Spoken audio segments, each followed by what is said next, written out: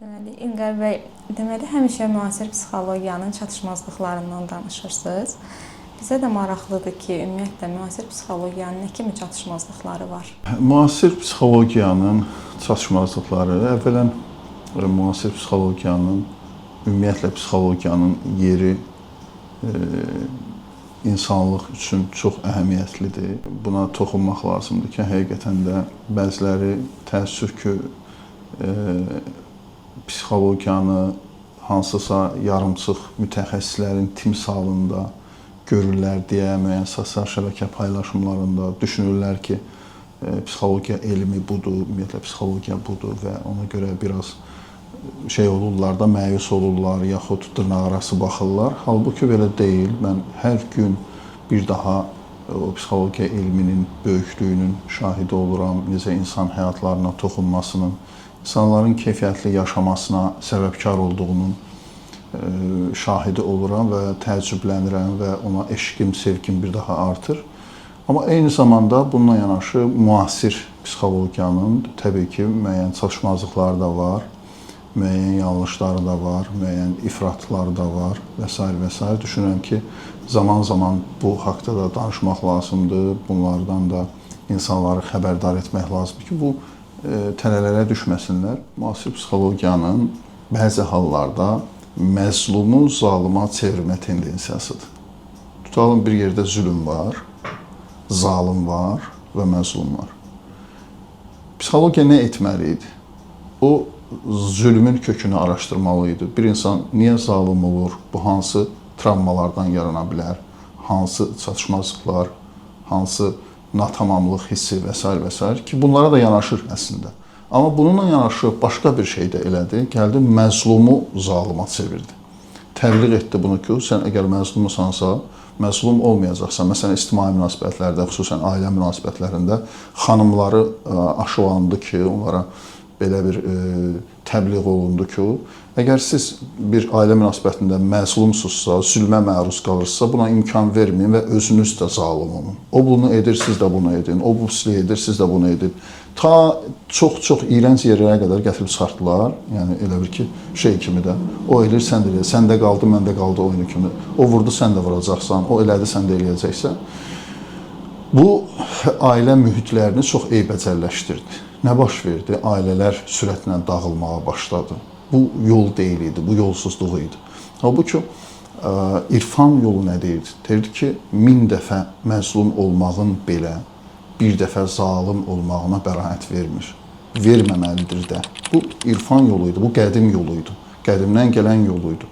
Bu o demək deyil ki, sən məzlum olmalısan. Bəli, məzlum olmaq doğru deyil, məzlum olmayacaqsan. Amma bunun yolu illah ki, zalim olmaqdan keçmir. Yəni, məzlumluqdan çıxmağın yolu zalimlik deyil idi. Daha fərqli alternatiflər tapmaq lazım idi. Zaten çətin olan budur. Necə eləyirsən ki, sən məzlum da olmursan, amma zalim də olmursan. Zalıma da çevrilmirsən. Yəni, sən məzlum olmamaq üçün zülm edəcəksənsə, özün də zalıma çevriləcəksənsə, bəs sənin zalimdən fərqli nə oldu? Zibili zibillə təmizləməzlər. Bu, bir növ zibili-zibillə təmizləmək idi. Xanımları propaganda elədilər, pompaladılar, şeylədilər, qızışdırdılar, egolarını falan. Yox, sən imkan verməyəcəksən, o belə elədi, sən də eləyəcəksən, o birini dedi, sən beşini deyəcəksən. Hətta daha betər zalim elədilər. Bu, məzlumun zalimlığı yox, məzlumun daha betər zalimlığı idi. Bu, çox dəhşətli bir tendensiyadır və ailələr dağıldı, ictimai münasibətlər bir-birinə dəydi. Yox.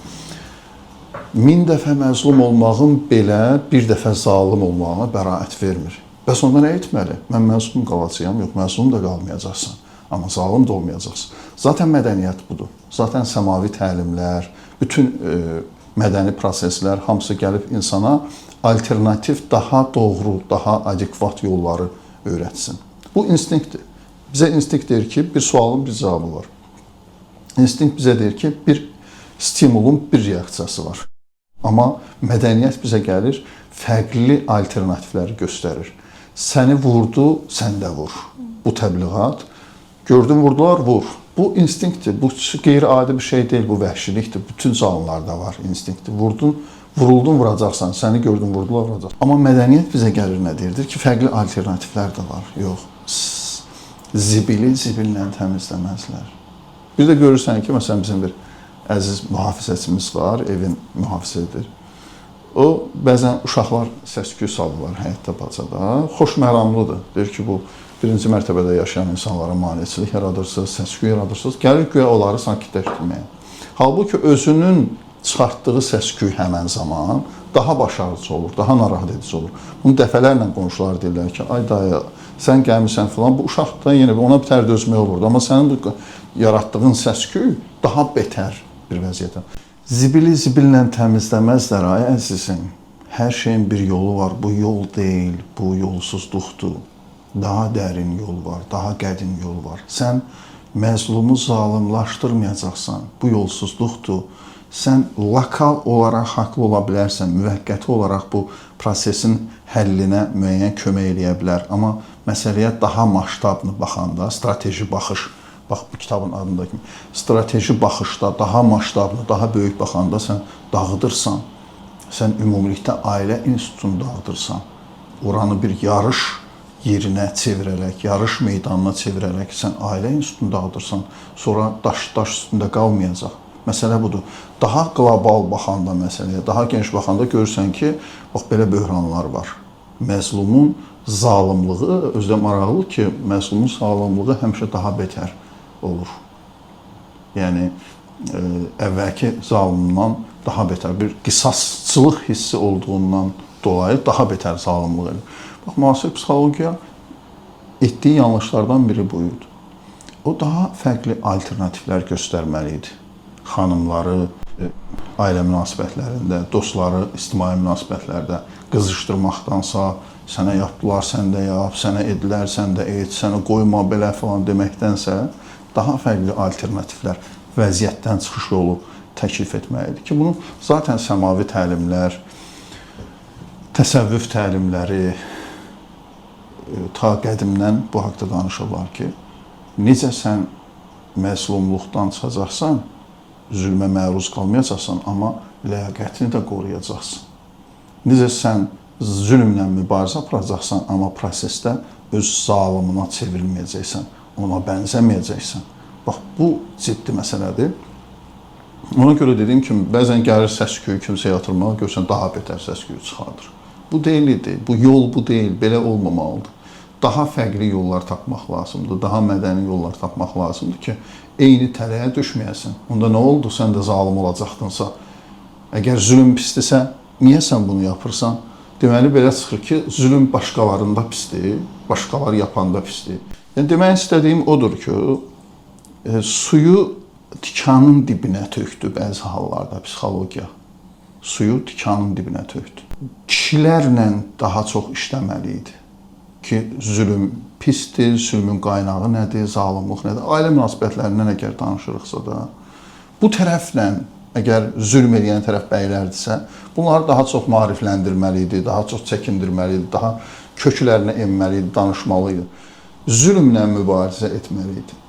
Halbuki gəldi, məzlumu zalıma çevirdi. Bəli, mən özüm, mənim yazdığım ifadədir, hətta bir yeni yazdığım romanda bu ifadə qırmızı xətlə keçir. Belədir, zülmlə mübarizəyə məzlumdan başlamaq lazımdır. Zülmlə mübarizəyə məzlumdan başlamaq lazımdır. Mən də bunun tərəfdarıyam, hətta buna təkid edirəm. Yəni, illərlə sən yalnız zalimlə mübarizə aparırsansa, müvəffəq olmaya bilərsən. Çünki müasir bir elm var, viktimologiya, qurbanşünaslıq elmi. Qurbanşünaslıq elmi deyir ki, zülmdə məzlumun da payı var. Yəni, zalim qədər məzlumun da payı var. Nəyə görə məhz sənə zülm olunur? Bu zülmdə sənin də payın var. Yəni, bu insanı narahat edir, bu məzlumu narahat edir bu bilgi. Məzluma deyəndə ki, bu öz-özündən deyil, sənin məzlumiyyətində sənin də payın var. Niyə sən zülmə məruz qalırsan? Bəli, zülmlə mübarizəyə məzlumla başlamaq lazımdır, amma onu zalıma çevirərək deyil, söhbət budur. Onu bundan xəbərdar eləyərək, onu gücləndirərək, onun mənəvi immunitetini ona qaytararaq və başa salaraq ki, yox, şəxsiyyət təkcə o deyil ki, zülm etmir. Necə Quran-Kərimdə məşhur ayə var da, kamil insanlarla bağlı deyir ki, onlar nə zülm etməzlər, nə də zülmə məruz qalmazlar. Yəni bu iki tərəf hər ikisi var. Nə zülm etməzlər, zülmə məruz da qoymazlar özlərini. Bu eyzən həmçinin valideyn-övlad münasibətlərinə də aiddir, işçi-müdür münasibətlərinə də, xüsusən valideyn-övlad münasibətlərində. Tamam, sənin valideynin zalimdir. Bu deməkdir ki, sən də mi zalim olacaqsan? Kafkanın məşhur ifadəsi var, deyir ki, gerçək azadlıq övladın ataya etirazı ilə başlayar. Mən orada bir mötərizədə bu fikri həmişə paylaşanda mötərizə qoyuram ki, haqlı etirazı ilə. Əvvələn bu etiraz haqlı olmalıdır. Hər etiraz yox. Yəni valideyn bütün hallarda uşaq, övlad bütün hallarda haqlı deyil. Bütün etirazlarında haqlı deyil. Əvvələn bu haqlı olmalıdır. Saniyən zalimcə olmamalıdır. Yəni zülm olmamalıdır. Yəni yenə deyirəm, zibili zibillə təmizləməzlər. Bax, burada da bəzi təbliğatlar getdi, istər ədəbiyyat nümunələrində, istər kinolarda, filmlərlə öyrətdilər ki, yox, sən zalimlə mübarizədə zalim da ola bilərsən, bu yanlış idi və aləmi qatdıq bir-birinə. Deyir, it də getdi, ip də. Daha indi bilinmir artıq, zalim kimdir, məzlum kimdir. Bir dəfə yazmışdım, bəzən zalim da sən olarsan, məzlum da. Ona görə valideyn-övlad münasibətlərində də belədir. Əlbəttə ki, əgər ortada bir zülm varsa, ortada bir məsuliyyət varsa, sən buna qarşı çıxacaqsan, etiraz edəcəksən, bununla barışmayacaqsan, amma heç bir halda sən zalim olmayacaqsan. Məsələ budur. Yəni, o çizgini keçməyəcəksən, o şeyi keçməyəcəksən, sən özün də bir zalıma çevrilmiş olasan. Fərq bundan ibarətdir. Bu çox incə bir xəttdir və bu xətti qoruyan şəxsiyyətli insan olur. Məsələn, görürsən, xanımlarda vicdan əzabı deyilən bir şey var idi daha. Tutalım, bəylər öz zəhmətlərinin, xidmətlərinlə manipulyasiya edirdilər, xanımları əziyyət verirdilər ki, mən belə gətirirəm, qazanıram, gətirirəm və s. və s. Və bundan sən evdəsən, isti evdə oturmuşsan, filan, sən mənim bütün zümlərimə dözməlisən, bütün kaprizlərimə dözməlisən. Bəzi bəylərdə bu cəhət var idi. Bu tərəfdən də yəni, qadın da görürdü ki, adam haqlıdır da, məsələn, zəhmət çəkir filan, vicdan əzabı çəkirdi, buna dözürdü filan. Burada düzəlməli olan nədir? Burada vəziyyət necə düzəlməli idi? Burada qadınları başa salmaq lazım deyildi ki, yox, o bu şeyi sənə eləyə bilməz. Sən belə, sən də dur belə elə, sən də denən ki, mən də belə eləyirəm, yox, yarışa gir, ümumiyyətlə tərəziyə qoyun, görün kimin zəhməti daha çoxdur. Burada əsas iş bəylərlə olmalıdır ki, bu şəxsiyyətsizlikdir. Öz xidmətindən, öz zəhmətindən kiməsə qapaz altında saxlamaq filan, bu yanlış yoldur, bu doğru yol deyil filan. İşin bu tərəfini qoydular, bu tərəfdən nə edilər? Başladılar xanımları şey eləməyə ki, yəni eyni şeyi sən də yap. Biz feministlərin iddialarını, danışıqlarını, belə də o davalarını izləyəndə sözlərini görürük ki, sanki onlar demir ki, pis kişilər bu şeyi yapmasın. Deyirlər ki, biz də yapaq. Onlar yapırsa, biz niyə yapmayaq? Yanlış budur. Və var deyirsən ki, bu tərbiyəsizliyi, bu əxlaqsızlığı, bu hərəkəti, bu filanı doğru deyil, yapmasınlar. Bir də var ki, onlar yapırsa, biz də yapaq da. Biz də yapaq. Sanki dava bunun davasıdır ki, mən niyə yapmamalıyım ki? Mən də yapmalıyam. O gedir, hansı əxlaqsız bir hərəkət edir, mən də eləməliyəm. Niyə kişiyə olar, qadına olmaz? Bu dava bunun davasıdır. Demir ki, ona olmaz. Eləməsin onu. Yox, onu pislikdən çəkindirmir. O pisliyi özünün də yaşamasını istəyir. Bəzən təəssüf ki, kənardan belə görsənir. İş yanlış qurulur deyə kənardan belə görsənir. Halbuki emosional bir vəziyyətdir. Məzlumiyyət emosional bir vəziyyətdir. Yəni, həqiqətən də insan affekt halında ola bilər. Elə bir hallara düşə bilər ki, hər şeyi özünə bəraət qazandıra bilər. Çünki məzlumsan da. Bax, burada şəxsiyyət özünü göstərir ki, sən zülmlə mübarizə aparacaqsan, sən məzlum olmayacaqsan, amma zalim də olmayacaqsan. Öz zalimına bənzəməyəcəksən. Onun bir tayına çevrilməyəcəksən. Bu mərhələdə, bu cizgini qorumaq ki, belə tarixdə belə nümunələr var. Bizim gördüyümüz tarixdə belə nümunələr var. Bəli, əyri nümunələr də var. Məzlum qadınların çıxartdığı hoqqalar, hayasızlıqlar və s. hara gətirib çıxardıb. Amma ləyaqətli mübarizələr də şahid olmuşuq. Qadın məzlumdursa, orada qalmır. Öz ləyaqəti ilə, öz mətanətini pozmadan, bu qadınlıq şəxsiyyətini, kimliyini pozmadan o zülmlə elə mübarizə aparır və o zülmlə, o vəziyyətdən elə başı uza çıxır. Söhbət bundan gedir. Söhbət qətiyyən səssizlikdən söhbət getmir. Qətiyyən o məzlumiyyəti qəbul eləməkdən getmir. Dediyim kimi, o alternativ yolları tapmaq lazımdır. Necə eləmək olar ki, mən məzlum da olmuram, amma zalım da olmuram, amma öz mahiyyətimdən də uzaqlaşmıram, hayasızlaşmıram da, çox elə bir vəziyyətlərə gətirib çıxartdılar müasir dünyada təəssüf ki, qadınlığı, adam dəhşətə gəlir, yox, bu deyil idi. Yəni bir yer olur ki, orada artıq hamı başa düşür ki, bu doğru deyil idi. Mənə elə gəlir ki, yavaş-yavaş hamı başa düşməyə başlayıb ki, bu yol doğru yol deyil idi.